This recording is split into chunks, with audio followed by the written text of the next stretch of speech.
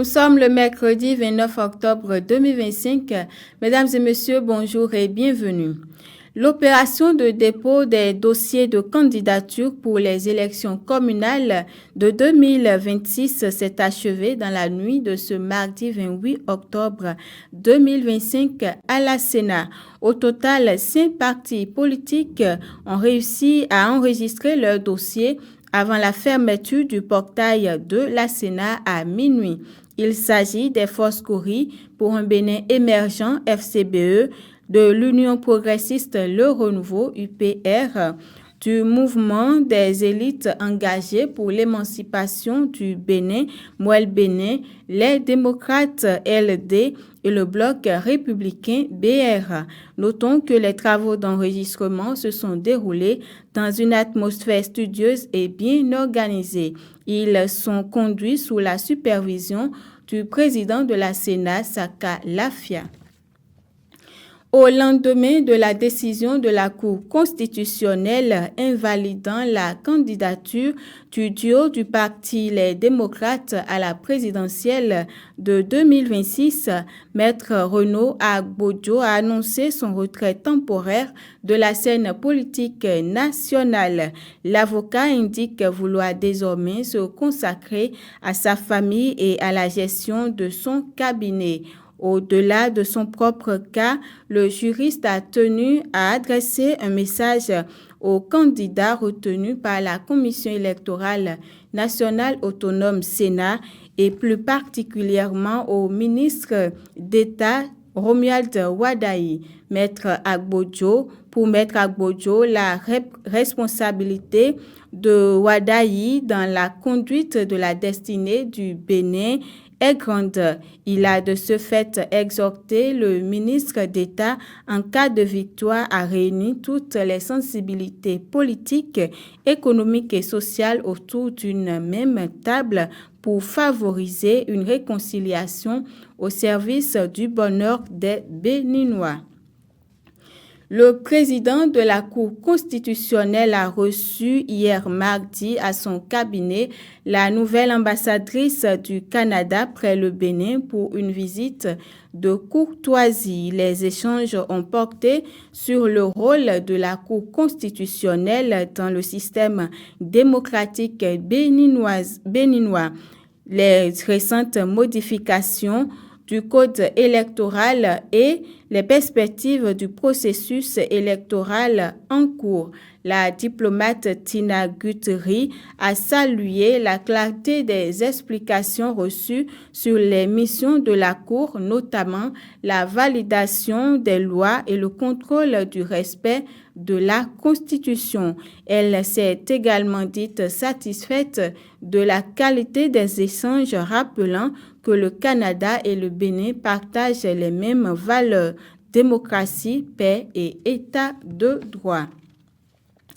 Le ministère du Travail et de la Fonction publique a publié la liste des candidats retenus pour le concours de recrutement de 117 agents contractuels de droit public de l'État.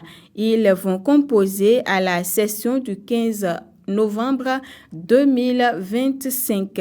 C'est par un communiqué de presse que la ministre du Travail et de la Fonction publique, Adidjatou Martis, l'a fait savoir.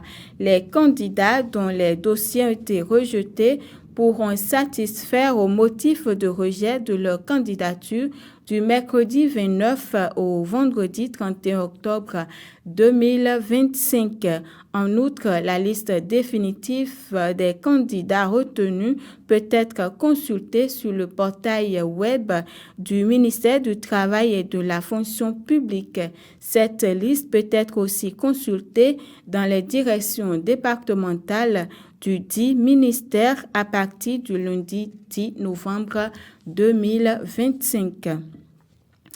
Autre information à présent, les travaux de construction de l'échangeur de Vedoko à Cotonou ont été lancés ce mardi 28 octobre 2025. C'est en présence du représentant du ministre du Cadre de vie, du directeur général de la Société des infrastructures routières et de l'aménagement du territoire CIRAT, de l'ambassadeur du Japon près le Bénin, du préfet du littoral et d'autres personnalités, financées par un don japonais d'un peu plus de 15 milliards de francs CFA.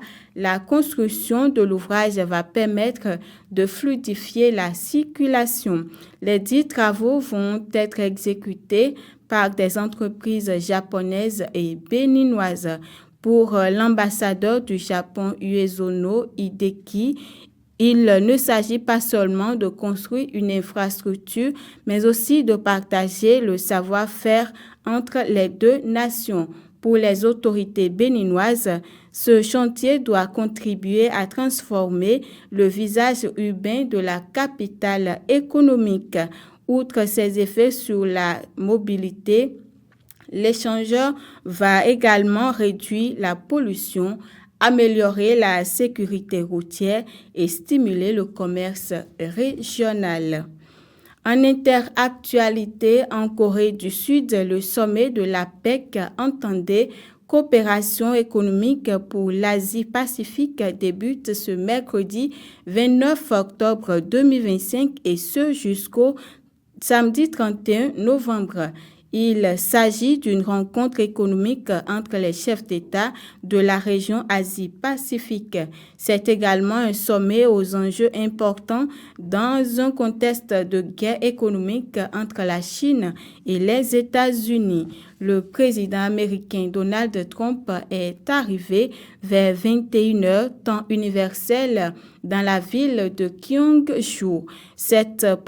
Pour cette première journée, Donald Trump rencontre le président sud-coréen Lee Jae-myung cet après-midi. La Corée du Sud espère que cette réunion sera productive pour enfin signer un accord commercial avec Washington et abaisser les tarifs douaniers qui pèsent sur l'économie du pays. Et c'est la fin de ce midi 30, mesdames et messieurs. Merci pour votre aimable attention. Nous vous prions de nous suivre également sur nos canaux digitaux Facebook, TikTok, Instagram, YouTube et X.